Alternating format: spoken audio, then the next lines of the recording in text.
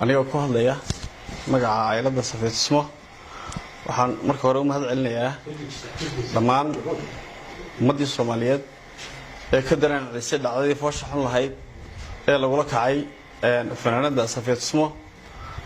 sida heel iyo hoob isla garab taagay arrintaana aad uga xumaaday aad baan ugu mahad celinayaa marka labaad sida wadaba sheegeen ciidagal arrintan inkastoo aan u dhaneyn nimankii guddida ahaayna hor yimid arrintan nagala hadlayay si dhaqana Soomaalinimo leh hablaha iyo arrintooda lagu arki jiray runtii ugu ma hadleen si aan anshaxa ku wanaagsaneyn iyo nolol kulmeen nolol dhaqmeen ballantii ay qabteenna way ka baxeen dabeed halka markay taagan tahay waxaan u sheegaynaa Soomaali meel walba joogtaba inaan arrintan Safeetismo sida laga hadhay dadkeega iyo Soomaali meel kasta taagan tahay ay arrintaasi si adag looga jawaabi doono meel kasta oo la gashana